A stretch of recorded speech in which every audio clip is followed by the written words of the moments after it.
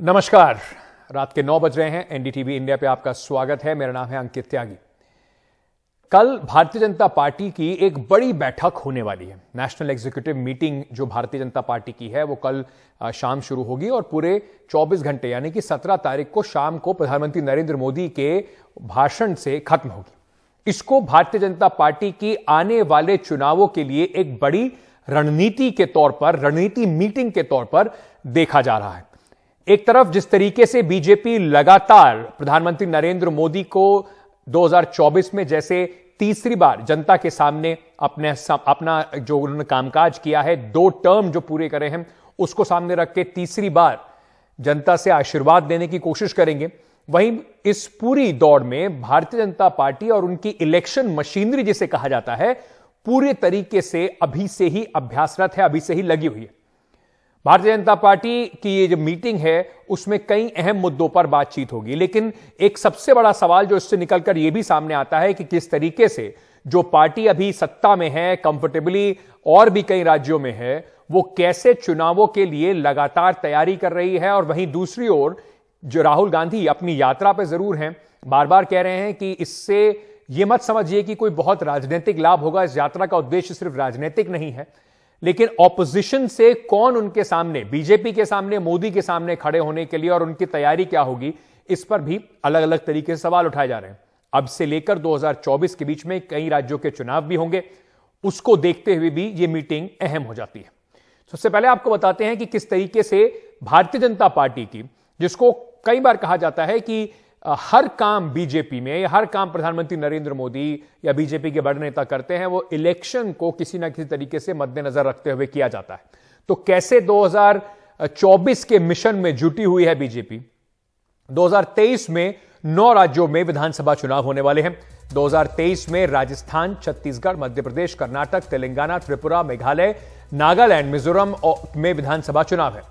अगर कहीं जम्मू कश्मीर के अंदर भी चुनाव हो जाते हैं, जिसको यूनियन टेरिटरी बना दिया गया था, तो ये 10 चुनाव अगले साल में होंगे। 2022 में भारतीय जनता पार्टी ने गुजरात में प्रचंड जीत दर्ज की, लेकिन हिमाचल में हार का मुंह देखना पड़ा। अब अगले साल यानी कि 2024 में लोकसभा चुनाव हैं और इसी की तैयारियां पिछले साल से ही शुरू हो चुकी हैं, यानी कि लगातार चुनावी मोड में भारतीय जनता पार्टी है। पिछले साल की हर केंद्रीय मंत्री को 3 से 4 लोकसभा क्षेत्रों की जिम्मेदारी दे दी गई थी। अब इस महीने 11 राज्यों का दौरा अमित शाह कर रहे हैं। जेपी नड्डा लगातार अलग अलग इलाकों में अलग अलग योजनाओं को उद्घाटन करते नजर आ रहे हैं। इन 11 राज्यों में लोकसभा की करीब 228 सीटें हैं जहां अमित शाह जाने वाले हैं। अमित शाह के कार्यक्रम को लोकसभा का जो प्रवास नाम दिया गया है और 160 कठिन सीटें हैं भारतीय जनता पार्टी ने जिनको उन्होंने मिशन 160 के तौर पर चिन्हित किया है।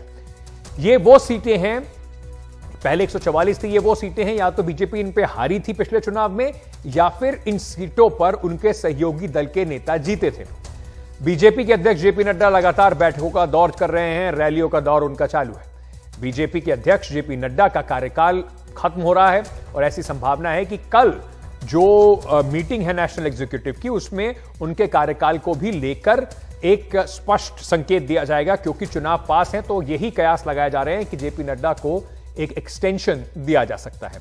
छोटा सा आपको फटाफट बता देता हूं कि कल किस तरीके से भारतीय जनता पार्टी की जो पूरी नेशनल एग्जीक्यूटिव की मीटिंग है उसका कार्यक्रम क्या है, कैसे कैसे चीजें कल के लिए तैयार की गई हैं और इसको भी कैसे इलेक्शन के तौर पर, मैसेजिंग के तौर पर इस्तेमाल किया जा रहा है कि एक इसमें अंत में एक जोड़ दिया गया है रोड शो जो कल 3 बजे होगा। पर क्या क्या विनोद तावड़े जो महासचिव है बीजेपी के, उन्होंने बताया 2 दिन तक चलेगा राष्ट्रीय कार्यकारिणी का कार्यक्रम। प्रधानमंत्री नरेंद्र मोदी, 35 केंद्रीय मंत्री, 12 मुख्यमंत्री, 37 प्रदेश के अध्यक्ष यहां पर मौजूद रहेंगे। कुल मिलाकर 350 कार्यकर्ता जो हैं वो भी इसमें हिस्सा लेंगे। अलग अलग विषयों पर साथ ही साथ एक भव्य प्रदर्शनी भी होगी।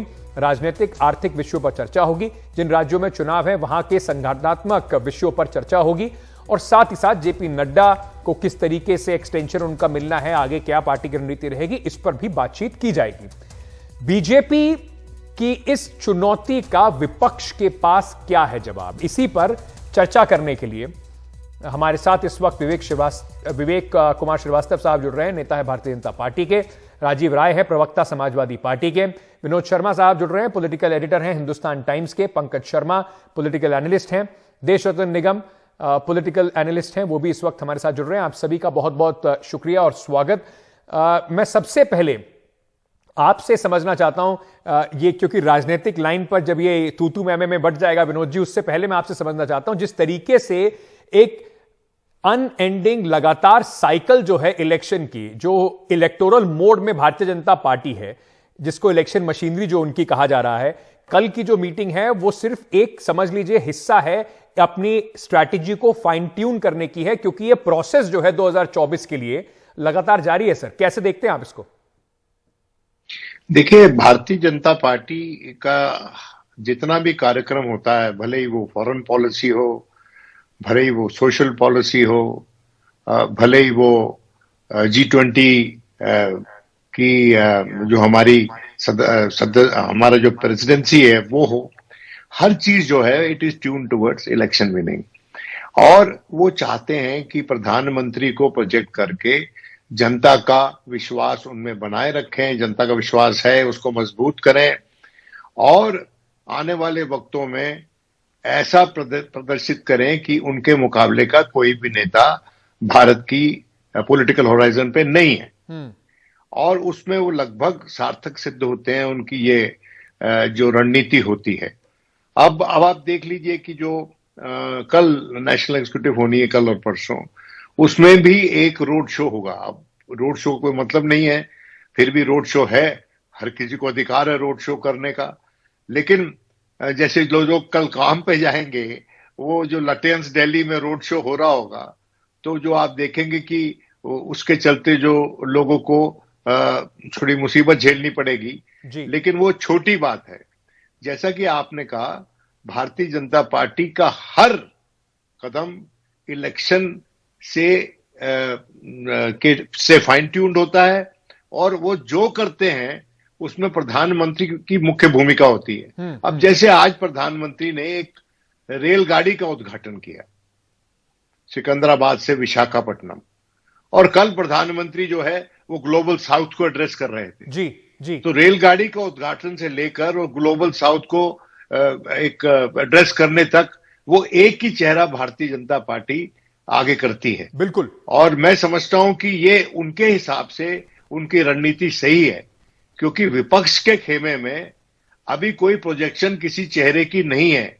और मैं समझता हूं विपक्ष चाहेगा कि ना हो, क्योंकि मोदी वर्सेस एनीवन करना, जो प्रेसिडेंशियल इलेक्शन बनाना 2024 को उनके हित में नहीं होगा।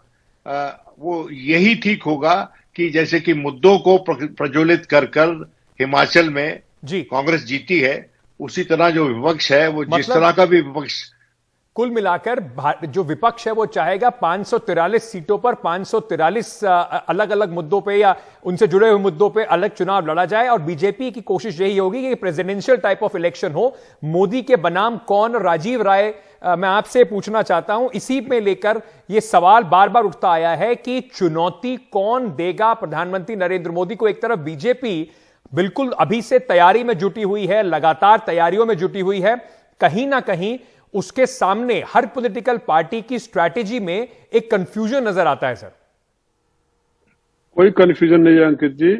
जिसको ये भ्रम है कि चुनौती कौन देगा, ऐसे लोगों को भ्रम था जब 1971 में पाकिस्तान के 2 टुकड़े करके बांग्लादेश बना दिया कि इंदिरा गांधी अगले 50 सालों तक जब तक जिंदा रहेगी कोई दूसरा नहीं आ सकता। वो भ्रम टूट गया, इतनी जल्दी किसी ने नहीं सोचा था। न भूतो न भविष्यत राजीव गांधी जी आए, मिस्टर क्लीन, किसी ने नहीं सोचा था। इंडिया साइनिंग हो रहा था, किसी ने नहीं सोचा था। इस देश की जनता ने बहुत सारे ऐसे अहंकारों का भ्रम तोड़ा है। और इस बार भी जो आप बता रहे हैं कि मुद्दा कौन है उनके खिलाफ, कोई व्यक्ति विशेष हो जरूरी नहीं है। जैसा आपने कहा कि हर जगह के अपने मुद्दे होंगे। आपने देखा गुजरात में माननीय प्रधानमंत्री जी, गृह मंत्री जी, उन लोगों का अपना होम स्टेट है, प्लस जिस तरह से एक कंफ्यूजन क्रिएट किया गया आम आदमी को आगे करके, जो उसमें सक्सेस रही है। लेकिन और सारे चैनलों पर चर्चा शुरू होने हो गई कि भारतीय जनता पार्टी की रणनीति ऐसी है, संगठन ऐसा है, वो दिल्ली में और हिमाचल प्रदेश में फेल हो गया, जहां से माननीय राष्ट्रीय अध्यक्ष जी आते हैं भारतीय जनता पार्टी के। तो वही आप पिछली बार 3 राज्यों में चुनाव हुआ, दिल्ली को अगर एक राज्य मान लीजिए, एमसीडी एक राज्य की तरह है, और 7 जगह उपचुनाव हुआ, तो 7 जगह तो मोदी जी का चेहरा था, 7 जगह वो उन्हीं का था। तो जो परिणाम वहां आए और जो ये परिणाम अभी 9 राज्यों में विधानसभा का होगा, ये देख लीजिएगा, ये सीधा सीधा संदेश दे देगा कि 2024 में क्या होने वाला है। ऐसी ही बातें विवेक कुमार जी, लेकिन कुल मिलाकर ये बात समझ में आती है कि भारतीय जनता पार्टी के लिए जो पूरी इलेक्शन उनकी जो इलेक्शन नीति है वो कुल मिलाकर एक बिग टिकट फेस पर है। नरेंद्र मोदी को सामने रखकर बाकी सारी चीजों को भारतीय जनता पार्टी उनके पीछे खड़ा कर देती है। तो क्या कहीं ना कहीं बीजेपी सिर्फ एक प्रेसिडेंशियल टाइप ऑफ इलेक्शन की तरफ देख रही है? मोदी बनाम किसका सवाल से ज्यादा बेहतर, जैसे बाकी सारी पॉलिटिकल पार्टीज कह रही हैं कि सवाल पैन इंडिया मोदी बनाम कौन है, इसका तो है ही नहीं। चुनाव होगा 543 सीटों पर। देखिए अंकित जी, भारतीय जनता पार्टी के पास अपना सूप का इक्का है और हम उस इक्के को चलाते हैं। जनता उस इक्के को आशीर्वाद देती है। अगर मोदी जी की लोकप्रियता दुनिया में सबसे ज्यादा है और वो भारतीय जनता पार्टी के नेता, तो भारतीय जनता पार्टी उनकी लोकप्रियता को बुलाने से क्यों चूकेगी? और हमें चूकना भी नहीं चाहिए। ये लोकप्रियता मोदी जी और भारतीय जनता पार्टी में काम करते हुए मोदी जी की बनी है। तो अगर आज उस लोकप्रियता का प्रयोग भारतीय जनता पार्टी के लिए हो रहा है तो भारतीय जनता पार्टी को इसमें कोई गुरेज नहीं। और सर, लेकिन आपको ऐसा नहीं लगता कि एक पॉलिटिकल पार्टी है जिसके पास और कुछ भी, मतलब और कुछ भी दिखाने को नहीं है और कोई चेहरा दिखाने को नहीं है? चाहे चुनाव किसी भी राज्य के हो, बिग टिकट जो है उस पर प्रधानमंत्री को छाप के आगे कर दिया जाता है। वो सीएम का चुनाव भी लड़ लें और वो जाके फिर पीएम का चुनाव भी लड़ लें। नहीं, ऐसा नहीं। उत्तर प्रदेश में भी चुनाव हुए। उत्तर प्रदेश में योगी आदित्यनाथ जी के नेतृत्व में रहे, दोबारा देश की सरकार रिपीट हुई। गुजरात में चूंकि उनका गृह प्रदेश है, अमित शाह जी भी वहां से आते, सब लोग लगे, रिकॉर्ड मतों से सरकार बनी है वहां पर। हिमाचल का जिस तरह से विपक्ष के लोग हमारे अपने मत में प्रयोग करते हैं, हिमाचल में हर बार एक बार भाजपा एक बार कांग्रेस का सिलसिला चल रहा है। इस बार हम पिछली बार से ज्यादा वोट पाए हैं, लेकिन विपक्ष ऐसे बताता जैसे हिमाचल हमने एकदम डुबो दिया, भाजपा एकदम समाप्त हो गई हिमाचल में। ऐसा नहीं है। कहीं कुछ हम अपने जो टिकट जो हमारे बागी थी उनकी वजह से हमारे बहुत ज्यादा हमारा फासला नहीं है भाजपा कांग्रेस का।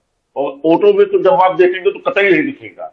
बहुत छोटी छोटी सीटें होती हिमाचल में, बहुत माइन्यूट अंतर से वहां सीटों के परिणाम बदल जाते हैं। अब सर, अंतर कुछ भी हो, जो जीता वही सिकंदर वाली बात हर जगह होती है। पर देशरत्न निगम जी, जिस तरीके से बीजेपी का प्रोजेक्शन रहता है, जैसे इस बार जो विनोद जी भी कह रहे थे, G20 की प्रेसिडेंटशिप हो चाहे राम मंदिर हो, उन सबको लेकर पहला नाम जब लिया जाता है तो वो लिया जाता है प्रधानमंत्री नरेंद्र मोदी का। यानी कि चाहे कुछ भी इस देश के अंदर हो रहा हो, राम मंदिर को भी एक प्रधानमंत्री के अकेले एक प्रोजेक्शन के लिए इस्तेमाल किया जाता है।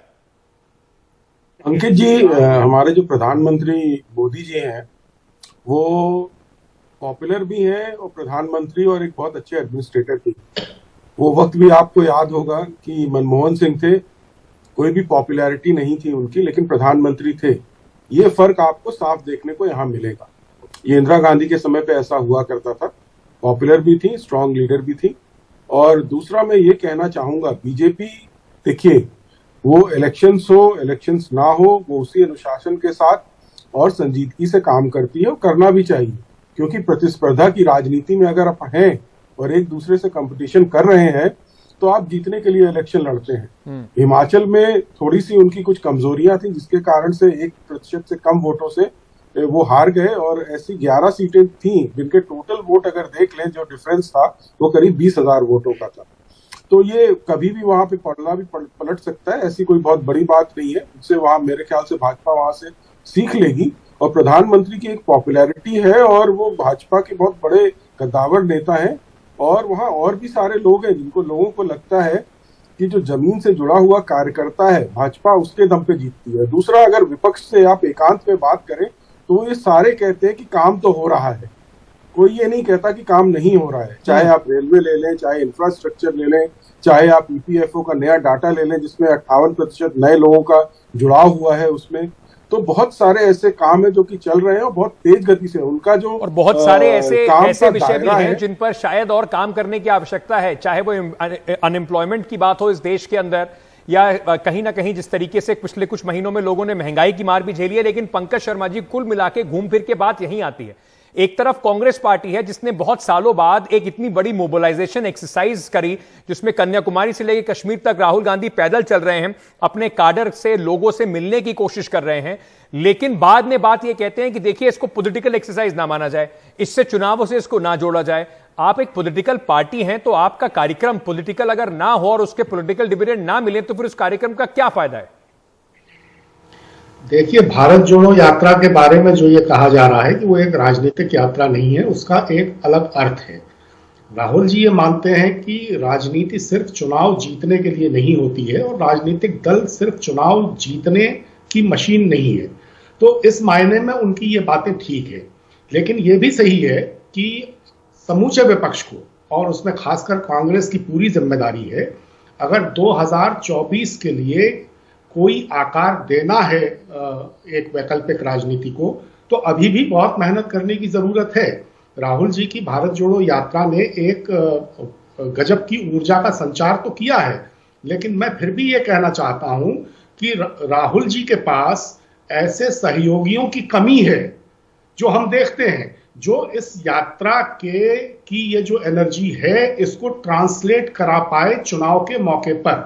तो अभी उस दिशा में बहुत काम करना है। और नरेंद्र मोदी जी जिस तरह से 8-9 साल से राज चला रहे हैं वो तो सबके सामने है, उनकी खामियां सबके सामने हैं, उनकी थोपी हुई लोकप्रियता सबके सामने है, काम कितना हुआ है नहीं हुआ है और प्रचार कितना है वो भी सबके सामने है। लेकिन बावजूद इसके अगर विपक्ष एक विकल्प नहीं बन पा रहा है तो इस पर विपक्ष को भी बहुत गंभीरता से सोचना पड़ेगा। बिल्कुल सही बात है। सिर्फ ये कहना कि वो बीजेपी किस तरीके से काम कर रही है उसमें अपनी खामियों भी देखनी पड़ेंगी। विनोद शर्मा जी, मैं यही सवाल आपसे पूछना चाहता हूं, ये कहीं ना कहीं जिसको अंग्रेजी में कहते हैं कैच 22 वाली सिचुएशन है। एक तरफ विपक्ष अगर एकजुट हो जाता है तो मोदी के लिए आसान हो जाएगा कि देखिए सारे इकट्ठे होकर मुझे हराने आ गए, तो वो भी उनके लिए काम करता है, और अगर विपक्ष फ्रेगमेंटेड रहता है तो भी कहीं ना कहीं बीजेपी को इसका फायदा होता है। देखिए, जब इंदिरा गांधी राज करती थी इस देश पे, उस वक्त भी विपक्ष इकट्ठा होने की कोशिश करता था, एकजुट था इंदिरा गांधी के खिलाफ विपक्ष। एंटी कांग्रेसिज्म एक जमाने में एक आइडियोलॉजी होती थी, और वो जब भारतीय जनता पार्टी अपने उरोज पे थी, जब राम मंदिर का उन्होंने मूवमेंट शुरू किया, उस वक्त दो प्रमुख विपक्ष के जो ऐसे चेहरे थे कि जो कांग्रेस के खिलाफ थे, EMS नंबूदरीपाद जो कि चल बसे 2098 में जिस दिन अटल जी की स्वेरिंग इन हुई, और मधुल में ये जाते जाते ये लिख के गए थे कि एंटी कांग्रेसिज्म को छोड़कर अब आपको भारतीय जनता पार्टी की अलगाववाद वाली राजनीति, एक डिवाइसिव पॉलिटिक्स के खिलाफ आपको लड़ना है। अब बात यह है कि जब 2019 के इलेक्शन से पहले शरद पवार ने एक फॉर्मूला दिया था जिसमें यह कहा गया था कि जहां जहां क्षेत्रीय पार्टी स्ट्रांग है, जैसे मिसाल के तौर पे उत्तर प्रदेश में समाजवादी अनुपात में स्ट्रांग है, तो वहां वहां उनको प्राइमेसी दी जाए in terms of seat share. TMC को आप बंगाल में दीजिए। ये काम जो है, ये कोऑर्डिनेशन जो है, ये राष्ट्रीय पार्टी का कर्तव्य है कि वो करे, और मैं इससे तात्पर्य है कांग्रेस पार्टी का।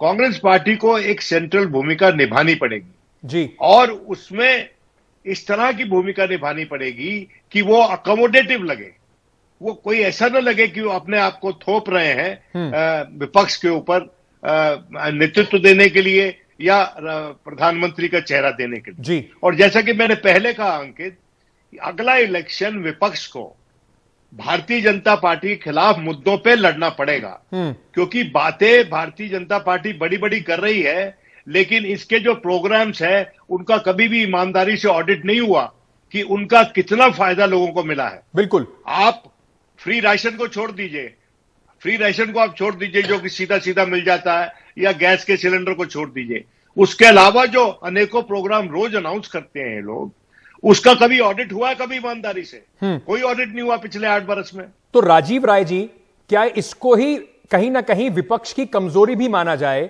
कि विपक्ष अभी भी इस तरीके से लोगों के बीच में अपनी आवाज नहीं पहुंचा पा रहा है, एक ऐसा मैसेज नहीं दे पा रहा है कि उनको बीजेपी के अलावा विपक्ष को वो सीरियसली विकल्प के तौर पर देख पाए। तो क्या ये विपक्ष की कहीं ना कहीं खामी नहीं है? देखिए, सवाल सिर्फ विपक्ष के लिए है। मैं विनोद शर्मा साहब से बहुत हद तक सहमत हूं, और जहां तक अभी हमारे एक सम्मानित मित्र निगम साहब बोल रहे थे काम बहुत हो रहा है, विपक्ष के नेताओं से भी पूछो तो बोलते हैं काम तो हो रहा है। काम क्यों नहीं हो रहा है? काम तो हो रहा है। जो 70-75 सालों में संपत्तियां बनाई गई उसको बेचा जा रहा है। प्रधानमंत्री जी मोदी जी का वो भाषण सबको याद है कि पेट्रोल और डीजल के दाम पर क्या बोले थे, कहे तो भी मैं वीडियो चला दूं। और निगम साहब पता कर लीजिए, गूगल कर लीजिए, जब लाइव बैठे हैं कि इस समय पेट्रोल और डीजल का अंतर्राष्ट्रीय मार्केट में क्या भाव है जी। सुषमा स्वराज जी का डॉलर वाला याद है, प्याज वाला याद है, बेरोजगारी भुखमरी में सबसे हम लोग हमारा कितना नीचे चले गए हम सर। लेकिन ये बातें लोगों तक क्यों नहीं इस तरीके से पहुंच पाती कि वो बीजेपी के खिलाफ किसी और विकल्प को देख पाए? सर, मैं आपको एक बात बता रहा हूं, ऐसा नहीं है कि लोगों के पास नहीं पहुंच जा रहे। उत्तर प्रदेश में हमारी सरकार बन गई होती अगर जो एक प्रैक्टिकल अंडरस्टैंडिंग बसपा के साथ ये लोग जाए, जो भी वजह हो, नहीं कर लिया। आप बता रहे थे कि हिमाचल प्रदेश में मेरा वोट बढ़ गया। आप कल इमेजिन करिए, समाजवादी पार्टी का वोट 1.5 गुना बढ़ गया, सीटें 3 गुना बढ़ गई। किसी ने नहीं सोचा था कि बसपा उसे सरेंडर कर देगी। जो ये चुनाव हो रहे हैं 10 साल हो गए। मैं चाहेंगे गांव के लोगों से बात करिए। आप विनोद शर्मा साहब बोल रहे थे गैस का सिलेंडर, मैं एक ये भी आंकड़ा देश के सामने आना चाहिए कि कितने सिलेंडर को सरेंडर कर दिया गया। नहीं, ये सारी बातें हैं, लेकिन फिर वो घूम फिर के सवाल वही आता है देशरतन नगम जी की क्या इन सब खामियों को, और मैं कुल मिला के आपसे ये भी सवाल पूछना चाहता हूं कि क्या एंटी मोदिज्म की वजह से सबसे बड़ी एडवांटेज है बीजेपी को? क्योंकि विपक्ष की आवाज मोदी के खिलाफ इतनी ज्यादा निकलती है, मुद्दों को शायद वो इस वजह से पहुंचा नहीं पाते लोगों के बीच तक। अंकित, पहले तो मैं बता दूं, जो काम करेगा वही चुनाव जीतेगा। और ये अब वो वक्त नहीं रहा है कि आप वायदे ऐसे कर दें और उस पर काम ना करें। हिमाचल में देखिए, अभी जीती है वहां की सरकार, 3 रुपए पेट्रोल प्राइस वहां बढ़ा दिया, और ओपीएस के लिए पैसे नहीं है, ओल्ड पेंशन स्कीम जो प्रॉमिस करी उसके लिए पैसे नहीं है। तो आप झूठे वायदे करेंगे तो देखिए उस पर जनता बहुत कड़ी नजर रखती है। और जो काम करेगा और ग्रास रूट लेवल पर, और दूसरी 2 योजनाएं मैं और गिना दूं, आयुष्मान भारत वो प्रैक्टिकल एग्जाम्पल है सबके सामने जिसके फायदे लोगों को मिल रहे हैं, और प्रधानमंत्री आवास योजना जिसके तहत लोगों को लाखों घर मिल रहे हैं। ये मैंने सिर्फ 2 योजनाएं बताई, मैं और भी बता सकता हूँ। आप इनका सोशल ऑडिट करा लें, सीएजी तो करता ही है ऑडिट, सारे ऑडिट करता है, और सोशल ऑडिट भी करता है सीएजी, जो पहले नहीं हुआ करता था, अब सोशल ऑडिट भी करता है। तो उस तरह में कहीं कोई ऑब्जेक्शंस निकल के नहीं आए कि कहीं पैसा लीकेज हो रहा है। जो पैसा आता है उसी काम के लिए इस्तेमाल होता है। देखिए, काम करेगा, काम बोलेगा, आप कुछ भी कह ले, विपक्ष की तो क्या कुल मिला के ये माना जाए कि काम जितना हो रहा है उसकी वजह से फायदा हो रहा है, या जितना काम हो रहा है उससे ज्यादा उस काम को किस तरीके से प्रेजेंट किया जा रहा है, उसकी मार्केटिंग कैसे की जा रही है, उसका फायदा ज्यादा हो रहा है ये? लेकिन कुल मिलाकर एक बात जरूर सामने आती है कि बीजेपी किस तरीके से अपने आप को एक इलेक्शन फाइटिंग मशीन में बीजेपी ने तब्दील कर लिया है। चुनाव चाहे एमसीडी का हो, जहां पर हम देखते हैं मुख्यमंत्रियों की और एमपीज की और केंद्रीय मंत्रियों की ड्यूटी लग जाती है, चाहे 2024 का हो, लगातार एक इलेक्शन साइकिल में भारतीय जनता पार्टी चल रही है। चुनाव लड़ने का तरीका, चुनावों में जाने का तरीका शायद बदल गया है। क्या विपक्ष अपने आप को पूरी तरीके से अच्छा बुरा है या नहीं है, वो एक बहस का विषय हो सकता है, लेकिन विपक्ष के अपने आप को उस चुनौती से लड़ने के लिए तैयार कर पा रहा है, यह भी एक जरूरी मुद्दा है। बहुत बहुत शुक्रिया आप सभी का हमारे साथ जुड़ने के लिए। छोटा सा एक ब्रेक ले रहे हैं, ब्रेक के बाद चलिए ब्रेक लेने से पहले मैं आपको बता देता हूं कि जो नेपाल के अंदर आज बहुत बड़ा हादसा हुआ, उसके बारे में आपको फटाफट थोड़ी और जानकारी देते हैं। ताज़ा जानकारी जो आई है, काठमांडू से पोखरा जा रहे येती एयरलाइंस का जो एक विमान था वो उतरने से ठीक पहले क्रैश हो गया। इस हादसे में अब तक 67 लोगों के मारे जाने की पुष्टि हो चुकी है, और ये भी बताया गया है कि विमान जो है उसमें सवार 68 लोग थे, जिसमें से 5 भारतीय भी हैं। ये एक वीडियो सोशल मीडिया पर आया है, बताया जा रहा है कि ये उसी विमान के अंदर का वीडियो है, और ये वीडियो बहुत दर्दनाक वीडियो है, विचलित करने वाली तस्वीरें जरूर है, मैं आपको बताना चाहूंगा। और कैसे इस वीडियो में 1 मिनट के बाद किस तरीके से ये विमान के अंतिम क्षण जो हैं वो इस वीडियो में दिखाई दे रहे हैं, कैसे वो विमान दुर्घटनाग्रस्त होता है और उसके बाद पूरा विमान जो है वो आग के गोले में तब्दील हो जाता है। ये एक बहुत ही ज्यादा विचलित करने वाला वीडियो जरूर है। बताया जा रहा है कि इस विमान में जिस वक्त ये उतरने की तैयारी कर रहा था, उस वक्त यात्री अपने दोस्तों के साथ ये तस्वीरें ले रहे थे, सोशल मीडिया पर लाइव कर रहे थे और इसी वक्त ये हादसा हुआ और इसमें लोग मारे गए। नेपाल में जो बड़ा विमान हादसा हुआ है उसके बारे में एक बार फिर से आपको थोड़ी जानकारी दे दूं। येती एयरलाइंस के विमान N9 ANC ATR 72 पूरे कुल मिला के लोग थे, 4 इसमें लोग थे, जो विमान का दल था, क्रू था वो, और 68 इसके अंदर और यात्री सवार थे। काठमांडू अंतर्राष्ट्रीय हवाई अड्डे से इसने उड़ान भरी थी। विमान को राजधानी काठमांडू से 200 किलोमीटर दूर पोखरा में उतरना था, जो कि एक बहुत पॉपुलर टूरिस्ट डेस्टिनेशन है नेपाल में। पोखरा में लैंडिंग से ठीक पहले विमान दुर्घटनाग्रस्त हुआ। कुल मिला के 25 मिनट की ये पूरी फ्लाइट होती है। सेती नदी की खाई में यह विमान जा गिरा। विमान में 68 यात्री और 4 क्रू मेंबर सवार थे, 5 भारतीय भी 15 विदेशी नागरिकों के साथ इसमें सवार थे।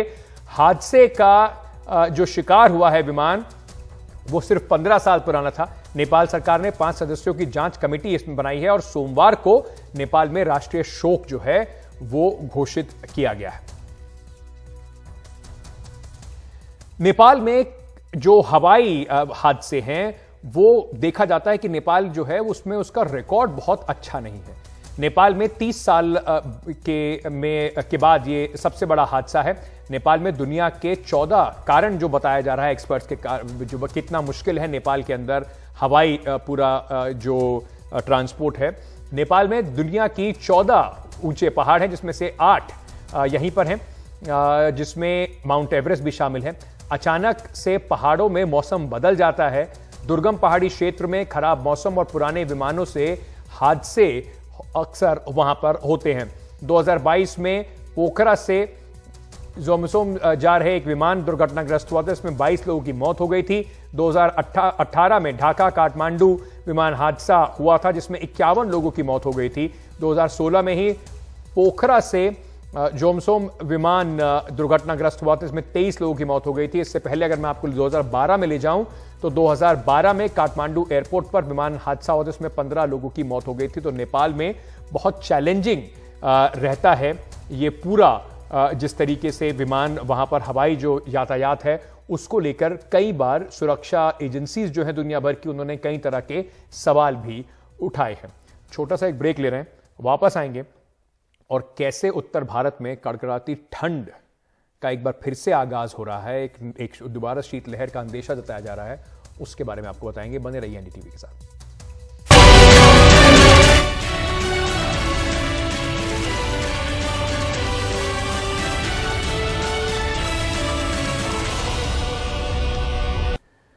पूरे उत्तर भारत में तापमान गिर रहा है और इसका असर राजस्थान के में भी देखने को मिला, और जो वहां पर प्रभाव है कुछ इलाकों में वो बिल्कुल लोगों के लिए जिंदगी को दोबर बना रहा है।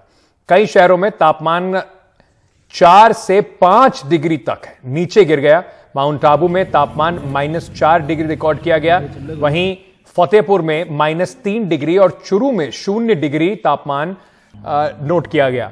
जयपुर, उदयपुर और जैसलमेर में तापमान 7 से 8 डिग्री है, लेकिन जैसलमेर में 3.9 डिग्री रिकॉर्ड किया गया है तापमान।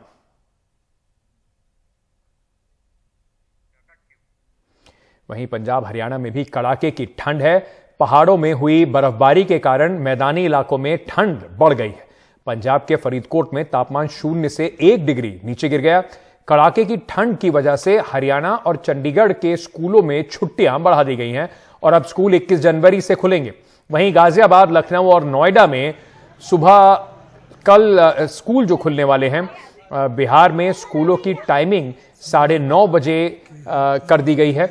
दिल्ली में भी स्कूल खुलने हैं और इस पे बढ़ाने की ओर अभी तक कुछ नहीं कहा गया है कि छुट्टियां आगे बढ़ाई जाएंगी या कोई टाइमिंग में चेंज किया जाएगा।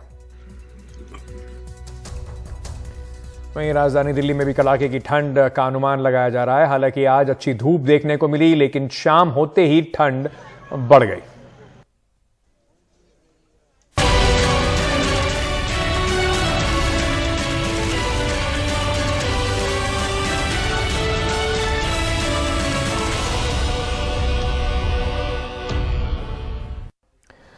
दिल्ली पुलिस की स्पेशल सेल ने जिन 2 संदिग्ध आतंकवादियों को गिरफ्तार किया है, उनसे पूछताछ में खुलासा हुआ है कि वो कुछ राइट विंग के प्रभावशाली लोगों को टारगेट किलिंग के जरिए मारना चाहते थे, उसकी फिराक में थे और पाकिस्तानी हैंडलर्स के कहने पर उन्होंने एक हिंदू लड़के की हत्या कर पूरा डेमो का वीडियो बनाकर पाकिस्तान भेजा था। दिल्ली पुलिस की गिरफ्त में खड़े संदिग्ध आतंकी नौशाद और जगजीत दोनों को पुलिस ने गुरुवार को जहांगीरपुरी इलाके से गिरफ्तार किया है। पुलिस के मुताबिक दोनों आरोपियों को पाकिस्तानी हैंडलर्स ने प्रभावशाली हिंदू नेताओं को निशाना बनाने का काम सौंपा था। एक स्पेसिफिक इन्फॉर्मेशन मिली कि जहांगीरपुरी में एक पर्टिकुलर जगह पर ये 2 लोग रह रहे हैं और ये किसी बड़ी घटना को अंजाम देने वाले हैं। इनकी फंडिंग हो रही थी और ये एक बड़ी राइट विंग लीडर्स को टारगेट करने की प्लानिंग बना रहे थे, जिसके लिए तैयारी कर रहे थे।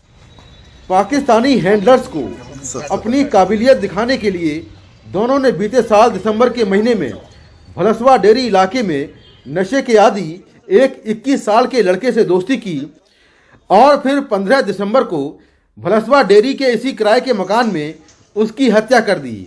हत्या का वीडियो पाकिस्तान में अपने हैंडलर्स को भेजा।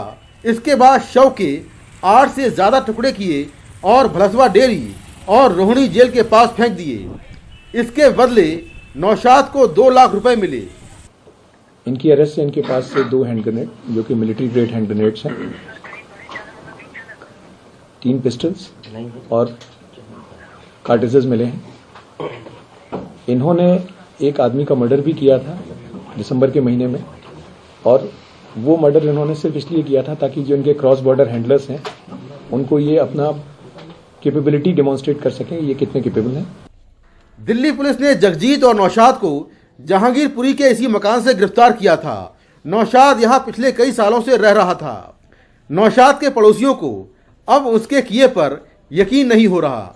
इससे पहले आसपास की गलियों में रहते थे, इस गली में भी रहे हैं, पीछे गली में भी रहे हैं, पर ऐसा तो बिल्कुल भी डाउट नहीं था कि ये ऐसे लोग निकल जाएंगे। इसमें पूरी फैमिली रहती थी इधर और कोई नहीं था, ना इनके घर पे कोई आता था ना जाता था और कुछ भी नहीं था। बाकी हमें कुछ ऐसा लगा ही नहीं, कभी घुल मिल के रहता था, हंसी मजाक सबसे करते थे वो सारे।